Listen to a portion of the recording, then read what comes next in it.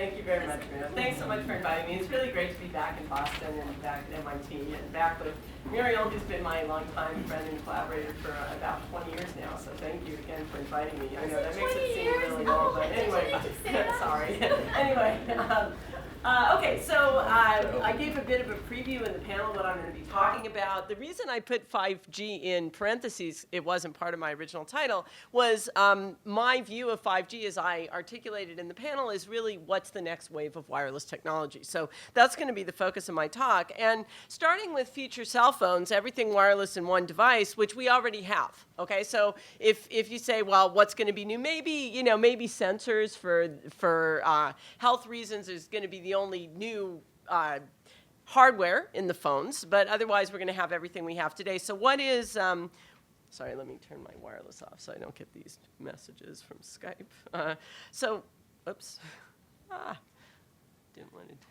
There we go. Okay, so what is the future? It's really, at least for the segment of 5G that's going to be focused on the smartphone, that's going to be supporting all these applications, it's much better performance and reliability today, which means if we're going to compete with Wi-Fi, which is up to 10 gigabit per second, we're going to need at least an order of magnitude close to that, so gigabit per second data rates, low latency, low energy consumption on both the base station and the device side. And one of the big challenges, which we don't even see today, is better coverage. I mean, I live right off Sand Hill Road in Menlo Park, the most expensive real estate in the country, and every time I drive up Sand Hill Road, my voice call gets dropped, okay? So, I mean, we can't even today support the most basic applications with good coverage. You go inside, you go downstairs into a basement or a parking garage, coverage is really bad. Now, that's partly not so much technology as cost, because operators don't want to put base stations everywhere. But nevertheless, this is what we would like to see going forward in terms of what 5G should be able to do for cell phones. And the burden for this is on the backbone network. It's not so much within the device. And I'll talk about how I view innovations in cellular backbone infrastructure that may be able to get us going in the direction of these kinds of performance requirements.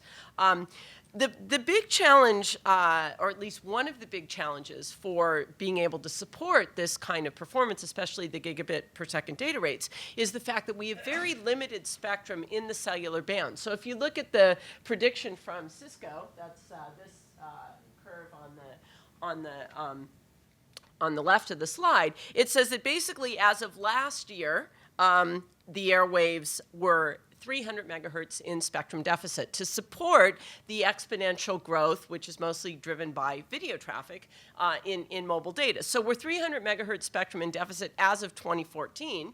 Now, why are we able to do video and other data on our smartphones? It's Wi-Fi. And ironically, or maybe not even coincidentally, there's 300 megahertz of spectrum in the 5 gig band for Wi-Fi. So that spectrum deficit is just the deficit associated with the cellular bands, not necessarily all of wireless technology.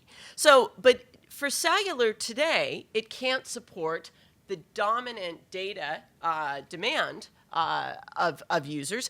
And then we have on the horizon this Internet of Things revolution or inflection point, where it's predicted that we're going to have 50 billion devices by 2020. Now, I said I've been working with Muriel for 20 years. I've actually been in wireless for 30 years, starting from the mid-'80s. So I've been around the block, and I've seen a lot of different, hyped-up technologies. There was sensor networks and ad hoc networks, and so you could say, well, is this Internet of Things just hype? Are we really going to have 50 billion devices in the next 5 years? And I actually think it's not completely hype. It isn't just a way to get more research dollars and hopefully a way for operators to justify a new round of technology. And the reason I don't think it's completely hype is because we're already seeing in these different segments of Internet of Things monetization of the technology. So we're already seeing smart infrastructures, Nest, for example, being able to sell a thermostat for a lot of money, more than a typical thermostat cost, because it's connected somehow and there's a big data element to it.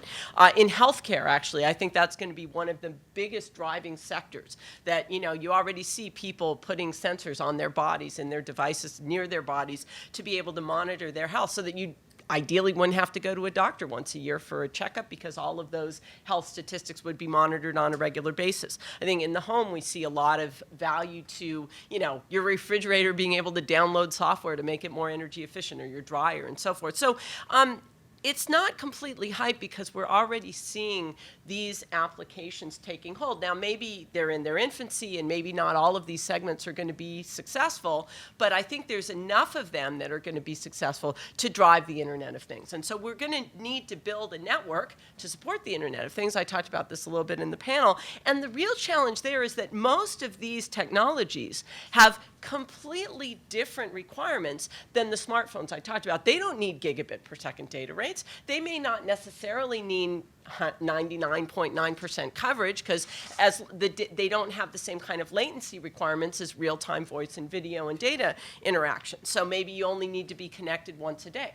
So basically, how are we going to build a 5G network that's going to support this evolution of smartphones as well as the Internet of Things? And I think that's a big challenge coming up. So one of the questions I like to ask, especially as an information theorist, is if you look at that 300 megahertz of spectrum deficit that Cisco predicted or stated, are we in 300 megahertz of spectrum deficit because there's not enough spectrum to support the demand and the cellular systems are basically at capacity? Or are we in 300 megahertz of spectrum deficit because there's a lot of innovation we can do for cellular system design to get orders of magnitude better spectral efficiency out of the spectrum that we have? So are we at the Shannon limit of the physical layer? And so I have a couple of quotes that are kind of indicative of some of the things you hear about. When I go to industry meetings, I hear things like, we're at the Shannon limit, we're almost at the Shannon limit. Or there's the opposite set of quotes, which is that there is no Shannon limit. Particularly my good friend, in quotes, Steve Perlman, who says that there's unlimited capacity with P cells, and so we don't need to worry about spectrum deficit. And so I kind of put these two families of quotes in two categories. We're at the Shannon limit, or Shannon was wrong and there is no limit. Okay, so the question is there anything more to do from a research perspective in looking at Shannon capacity of wireless systems, which I've worked on for a long time. And so then, as a Shannon theorist, I go, well, what would Shannon say? Would he say, yeah, I was wrong, there's no limit, or, I was right and we're there? Bottom line is we don't know the Shannon capacity of most wireless channels, okay? So we can't say if we're at the limit or not. We can't say our cellular system's 99% of the way there because we don't know what it is. We have achievable schemes, which is what we've actually built, but are those really efficient or not? We don't know. We don't know the capacity of time-varying channels. That's something I've worked on for 30 years. Unless we know the channel perfectly at the transmitter and receiver, other than that, we don't know the capacity of just a simple point-to-point link that varies with time. We don't know the capacity with interference or relays. This has been an open problem for decades. Cellular systems are interference limited. They're designed to introduce interference, so we don't know the capacity of cellular systems at all. Ad hoc and sensor networks are even worse because they have interference introduced in a more random manner, so we don't know the capacity of those networks.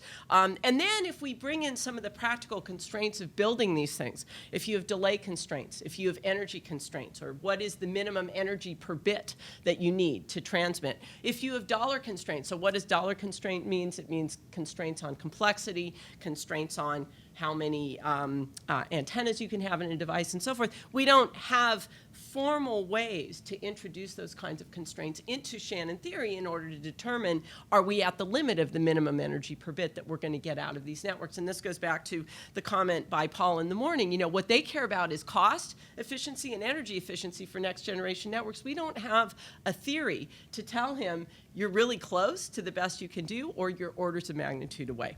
So, okay, we've had these problems. They've been open for decades. We're not going to solve them. They're fun things to work on. We may make advances, but we're not going to know the Shannon capacity of wireless channels fully ever. Nevertheless, information theory and Shannon theory does provide some very important design insights and performance upper bounds. And that's what drives a lot of my research in cellular system design and wireless design, is looking at Shannon theoretic limits of wireless systems. So how do we increase wireless data rates based on what we understand about Shannon theory as to how we can get orders of magnitude better than what we have today? So Shannon aside, you get more spectrum, you have higher capacity because you have more spectrum to send the data through. So where do we get more spectrum from in practice? It's millimeter wave. Millimeter wave bands have tens of gigahertz of spectrum, but they have other challenges, which I'm going to talk about. Massive MIMO, so we already know MIMO introduces beautiful performance gains in terms of diversity and multiplexing. So that's a technology, but there's many challenges in doing massive MIMO. And it turns out that millimeter wave and massive MIMO go together very well, as I'll also talk about in my next few slides. Innovations in cellular system design beyond the PHY layer, so looking at the actual architecture of the system and seeing what we can do. And then this principle of software-defined wireless networking, which again, I mentioned in the panel. I think that this is a technology, or it's an abstract technology that will allow us to take all of the wireless resources, all of the wireless hardware that's out there, Wi-Fi, cellular, millimeter wave, cognitive radio, white space radio, put them together in one seamless wireless cloud that can deliver the right network level performance at the right cost, at the right energy efficiency based on the application. So that's one of the things that I'll touch on a little bit. It's something that I think in some ways it's an abstract dream,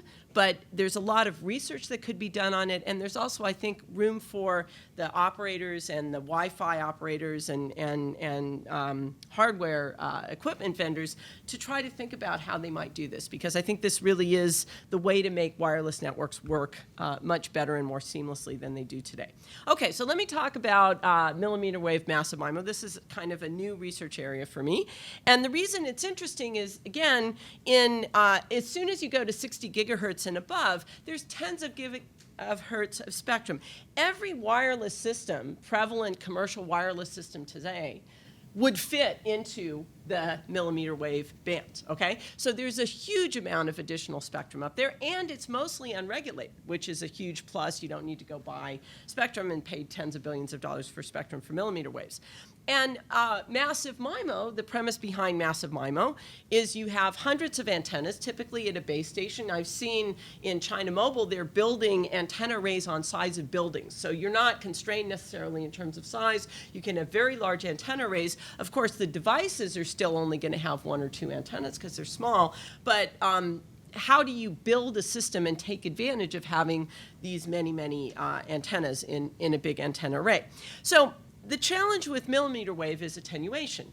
Power falls off proportional to 1 over the frequency squared. So the bigger the frequency, the more path loss you have. And that's one of the challenges of millimeter wave. Even WiGig, which is a commercial system in the 60 gigahertz band, doesn't go more than about 10 feet or within a room. So how are we going to integrate millimeter wave into cellular systems, which have to have this 99% coverage when you have this big attenuation problem? And it's not just path loss.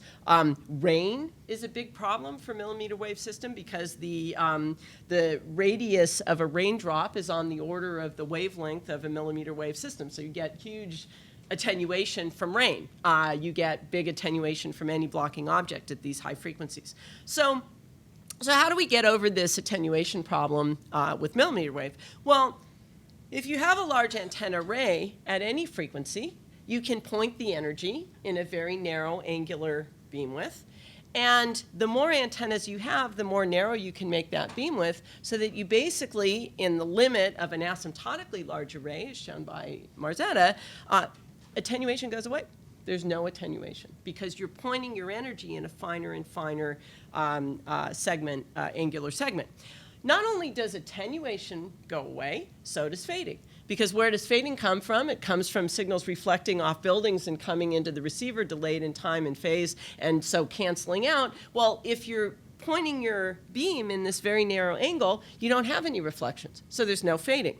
There's no noise because your signal power is very large, and there's no interference because, again, you're only looking at a very narrow angular piece of the signal. So all the problems that we've worried about in wireless goes away in this limit of an asymptotically large antenna. So if you pair up millimeter waves with massive MIMO, it's a perfect pairing. In fact, I call it the dynamic duo of 5G because if you pair them up, you've got millimeter waves, which has small wavelength, and therefore you can have a large number of antenna elements in a small size, and you're getting rid of the attenuation problem that we're so worried about with millimeter waves.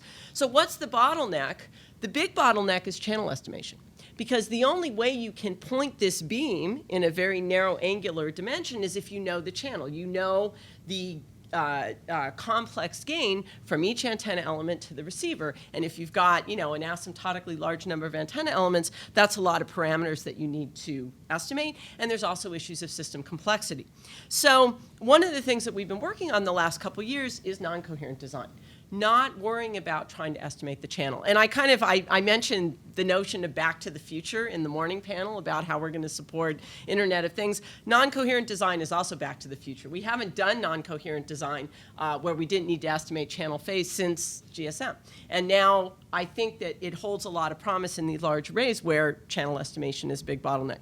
So what we've done in the non-coherent massive MIMO domain is we've said, okay, let's look at basically amplitude shift keying, where we're embedding the signal constellations in the signal power only. We don't need to estimate the phase. And what we showed, and what actually got us interested in this non-coherent modulation idea, is that if you look at Shannon capacity, in the limit of an asymptotically large array, you don't need channel state information. You lose nothing from a capacity perspective by not knowing the channel. So we said, okay, well, if that's what Shannon's telling us, I always listen to Shannon because he was very wise and it gives you, in my experience, a lot of design insight. Why don't we look at practical designs of these massive MIMO systems without an infinite number of antenna arrays? So basically, the reason that you don't need channel state information when the number of antenna elements gets large is what this picture shows is, so I have 4 different levels of my signal constellation. This is for 10 antennas, this is for 100, and this is for 500. So what you see is that as the number of antennas is getting large, the energy in these different constellation points is getting more and more concentrated, so you can pick out what was the symbol that was transmitted with infinite accuracy. So there's no error, there's no overlap of these different symbols. But of course, when you go to a small number of antenna elements, that's not the case, and you start to make errors. So what we did is we said, okay, well, let's look at optimizing the constellation for this kind of a system. And what you see is that what you want to do is have uneven spacing between your constellation points. So the constellation points that have the higher energy, which are more spread out for any given number of antennas, you put a larger spacing there. And that ends up being optimal from the perspective of minimizing the probability of error. And so once you look at designing a system in that way, you don't need a huge number of antennas to get reasonable performance. In fact, we have for a symbol error rate uncoded of 10 to the minus 4, which is reasonable. You can put coding on to drive it down to what we see in systems today. You only need, 50 to 100 antennas to get reasonably large data rates through this system, okay? So basically what this is saying is that by optimizing, you have this very simple constellation design. It's only based on energy. I don't need to estimate the channel, and I have a very simple receiver. So going back to the complexity, it's just an energy detector. Where is the energy of the symbol that's coming in? And it gives us very good performance. And interestingly, so we've done some recent extensions to this on multi-user communications and also massive MIMO wideband systems. So this is hot off the presses. We just presented it last week in Israel at the Information Theory Workshop, where we found that if you look at the number of antennas going to infinity and the bandwidth going to infinity simultaneously. So you're in a wideband regime, but you also have infinite number of antennas.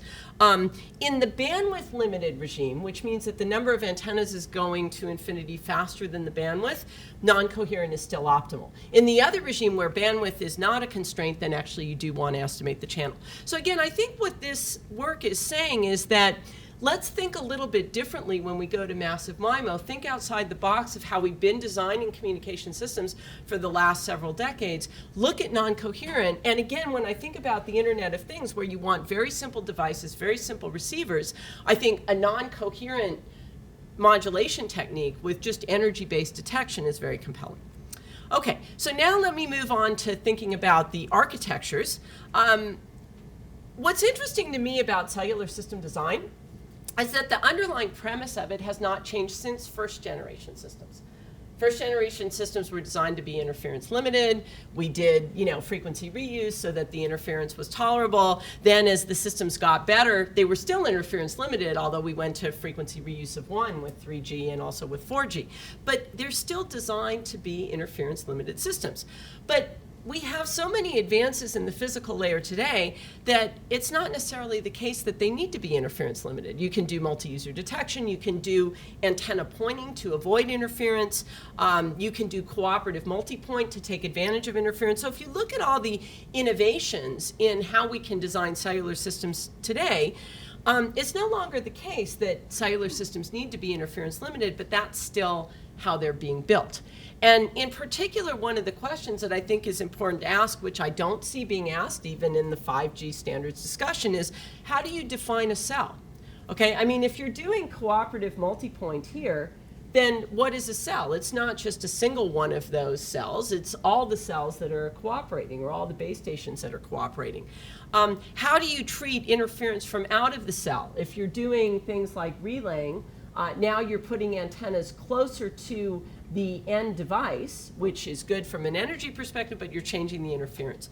So when I look at all the advances that we've found in the physical layer that we can incorporate into cellular systems, so things like having the base stations cooperate, adding relays into the cells themselves, having the mobiles actually do relaying, distributing the antennas throughout the cell rather than putting them all at the center, or having small cells. What is the right set of these technologies that we should integrate into the next generation of cellular, and what performance gains can we get? And we also have to ask the question, okay, so how should cellular systems be designed? Should we only focus on capacity? So again, every generation of cellular has really focused on how do we get more capacity, how do we get higher data rates? But now we're looking at systems where energy and coverage and cost may be the driving constraint. And so looking at which of these technologies we should integrate into 5G, we need to look at the right design metric. And maybe that design metric should not be capacity. Maybe it should be energy efficiency. What are the benefits of these different technologies from an energy perspective? And then I'm going to talk about SON in a few slides, but basically, if we're going to do things like integrate relays and small cells into these networks, you can no longer deploy them in the way that we have in the past. We need to have distributed algorithms that do the optimization in a dynamic manner. Okay, so are small cells the solution to increase cellular system capacity? I did work on this as some of my very early work as a faculty member with my first PhD student, Slim Alouini, and we showed that yes, shrink cell size, you get an exponential increase in capacity, because basically you're increasing frequency reuse, and that always gives you a big gain. So small cells are a great thing to increase capacity, and that's been known for a while, and there's been discussion of introducing small cells, and there's companies that build small cells and networks that have small cells, but they have not taken off in the way that people expected, which is surprising given that we get this exponential increase from small cells. And by the way, we also get better energy efficiency, because in a small cell, you're putting the base station antenna closer to the device, so you use less energy to communicate. So why, so I think small cells will absolutely be a part of future cellular networks. What future? Is it going to be 5G or 6G? I said last night at dinner that small cells is kind of like waiting for Godot. I mean, it's been 5 years ago. It was predicted that we'd have billions of, or hundreds of millions of small cells by now. We still don't have very many. And you can't just have a network of small cells, because you still need to put out the big cells for coverage, and also from a rollout perspective, if you're going to say, okay, we're offering 5G service, you have to offer that service throughout the coverage area of the network, and then you can start to build up capacity. So we're going to have these heterogeneous networks. And I think one of the interesting aspects of small cells is that they require self-optimization, SON. And what do I mean by that? Well, the idea of SON is that rather than the way macro cells are deployed today is the same as the way they were deployed in first generation networks. You have a bunch of guys, usually guys in hard hats, that go out and they, put the base stations up, and then they drive around and they take measurements and they tweak things, and they, basically set the settings of the base station optimally based on driving around for a week or so and taking measurements, and then they never touch them again. And this is how they deployed first generation base stations, and it's how they deploy 4G base stations too. And when you think about the technology that we have today, where we have all this ability to do dynamic optimization, why don't we do this optimization dynamically? Why don't we take measurements and adjust things as things change in the network? The other problem with those static settings is if you start dropping small cells in that are operating in the same frequency band, you really want those base stations to change their configuration. So you would like to have the whole network dynamically optimized. And the way to do that, I believe, is to have a computation in the cloud, we call it a SON server, that collects all the measurements from all these base stations, whether they're large or small, and figures out what's the right frequency allocation, what's the right power allocation, how do you allocate users to different base stations to optimize the network. Okay, so, and again, this is something that was discussed in 3GPP years ago, so it's not a new idea. So why aren't we seeing small cells roll out? Well, partly the algorithmic complexity is challenging. There's also distributed versus centralized control. So if you do things in a distributed manner, it's highly suboptimal. If you do it centralized, then you've got latency and cost of going up to the cloud to do the computation. There's backhaul site acquisition, and the macro cell vendors don't like the idea of small cells because there's new vendors that are building them, and it disrupts their network. So we're not seeing a big rollout of small cells. Mainly, in my view, because Wi-Fi is the small cell of today. So we don't need small LTE cells because everybody's using Wi-Fi. It's the primary access mode almost everywhere except when you're driving around outdoors or you don't have access to a Wi-Fi signal. There's lots of spectrum and excellent physical layer design, the most advanced physical layer design of any system. And my company, Quantenna, my first company that I founded, just announced 10 gigabit per second Wi-Fi. So, I mean, you really have unbelievable data rates in the Wi-Fi bands. So what's the problem with Wi-Fi? It's interference. We talked in the panel about, well, you know, okay, we can do research on the physical layer. You know, we have really good physical layer for Wi-Fi, but the MAC is from the 1970s. It's CSMA, basically. We're starting to move into multi-user MIMO and so forth, but it's still backwards compatible with 802.11b, which is a really antiquated way of sharing the spectrum. So we don't have any kind of centralized control or efficient multiple access spectrum sharing with Wi-Fi. And so why don't we think about doing this SON for Wi-Fi? So this is what my second company did, was to say, you know, if we can control channel allocation, which you can change the channel on your Wi-Fi access point, and power, and maybe carrier sense threshold, which is like a crude form of time division. So you have these Wi-Fi access points that are talking to the cloud, controlling the Wi-Fi from the cloud.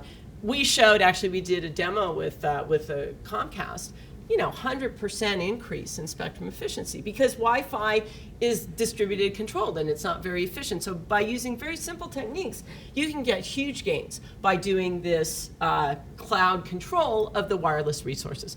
And that leads to this notion that I talked about in the panel of software-defined wireless networking. If you're going to do control of Wi-Fi in the cloud, why don't we control all the wireless devices in the cloud? Why don't we do resource allocation and mapping applications to these wireless resources in an optimal way through this centralized control? And so the architecture is this software-defined wireless network architecture where all of the hardware is just a commodity. And again, having done a hardware company, hardware is a commodity, okay? It doesn't cost anything. You're going to have lots of it out there. There'll be millimeter wave hardware out there. There'll be other things like cognitive radio and so forth. That's just a commodity. How do we control if they're sharing spectrum? So for example, if cellular starts using the Wi-Fi bands in unlicensed LTE, how do we allocate frequencies, power to these different hardware entities and map the applications to the hardware? So for example, millimeter wave or a distributed antenna system where you have the antenna close to a device, that's perfect for Internet of Things. So you take the network that's most energy efficient. If it's an Internet of Things application, then you map the device to that network. So you're matching up the application and the device to the network that it's best suited to. So again, there's a lot of technical challenges in doing this. There's a lot of non-technical challenges in doing this because the cellular operators view Wi-Fi, you know, not necessarily as part of their network. In some ways, it's a threat, especially if it's a cable Wi-Fi system. Where millimeter wave is going to fit in is unclear. But I think this is a very interesting, in my view, vision for how we can have this seamless cloud of connectivity where the user doesn't care which network you're talking on, it just works and it's optimized. So how much more time do I have? Like couple minutes? Because I know we started a little bit late. Or Sure. okay, I'll take a couple more minutes. Yeah, Okay. then we'll just eat into So the challenges again are complexity. In GSM, we had frequency allocation was an NP hard problem, and now we have MIMO and HetNets and things besides frequency that we're allocating, like power and so forth. So it's a very hard challenge. It's also difficult to control some of that wireless hardware from the cloud. So again, my second company, Cellular, was looking at doing this on for Wi-Fi. We couldn't get access in the Wi-Fi access point hardware to changing things like carrier sense threshold. You can change frequency fairly easy, but even just changing power control, the hardware isn't designed to allow you to get in and make those changes. It's hard to do. So that's, that's a challenge. And then how do you have this seamless handoff between heterogeneous networks is still an open problem. Okay, so I'm going to talk about a few more things. I'll wrap up in a couple minutes. So Green's Cellular, I think we've spent a lot of time looking at how to minimize energy consumption on the devices. But as we heard in the panel, energy consumption on the cellular network architecture is a huge driver. And we haven't, in research, done a lot of work on looking at how do we reduce energy consumption on the backbone. And you can, backbone meaning the cellular system itself. And so there's different dimensions that you can look at to minimize that energy consumption. You can look at new infrastructures like small cells, distributed antenna systems. I'll show some performance of that in a moment. You can look at protocols where you put things to sleep, change the size of cells depending on optimizing the energy consumption, and energy efficient radios. So now going back to this design question, if you're trying to minimize the energy consumption of the cellular network, you have a very different design problem than if you're trying to maximize the capacity. So again, if you need to do both, if you need to support high rate users for smartphones and low energy users for IoT, can you design one network that does that? And I'm not sure that you can. So just as a quick research result that we got a few years back, when you're trying to get gains in capacity, sometimes 10% is really good.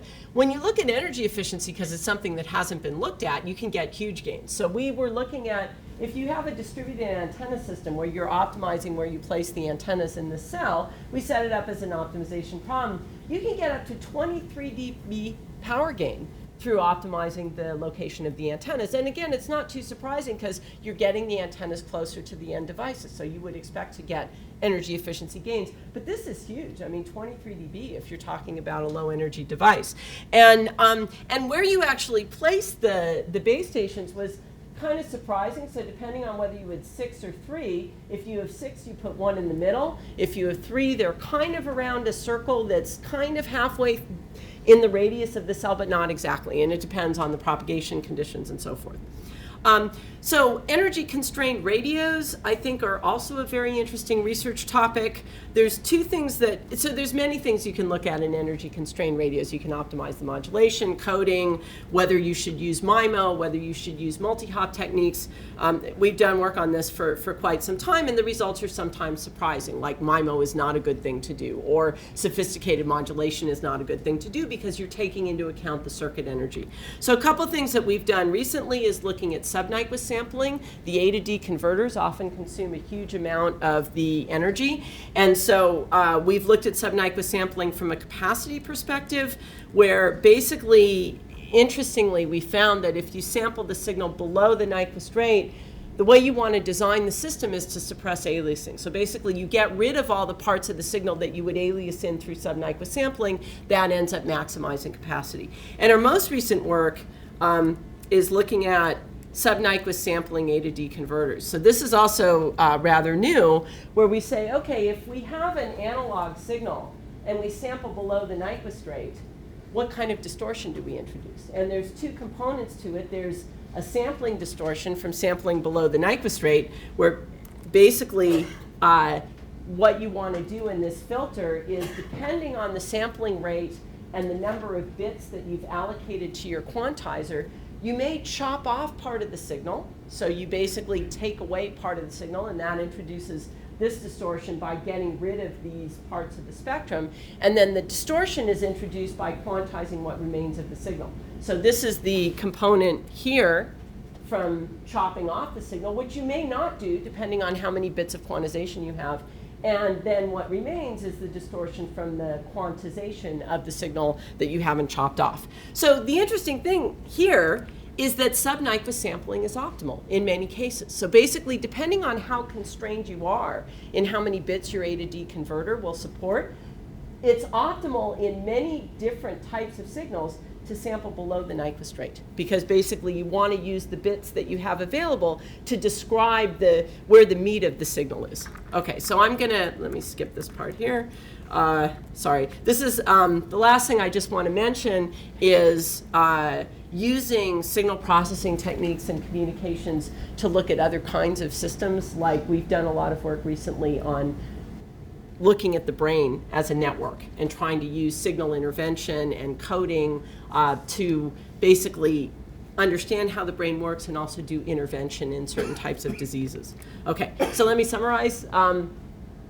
So the problem with 5G, as I define it, which is the next wave of wireless technology, is that it's splitting to high performance users and then this Internet of Things with extreme energy efficiency. I think this notion of the cloud-based software to dynamically control and optimize wireless networks, it's needed from an end user perspective, and it's also a very interesting research problem.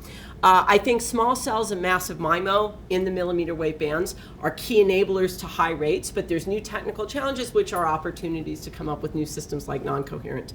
And then looking at energy efficient network design is a whole new research area. Most of the work on cellular has focused on higher data rates. And I think, again, this is an opportunity to rethink how we design cellular systems. So with that, I'll wrap up. Thank you.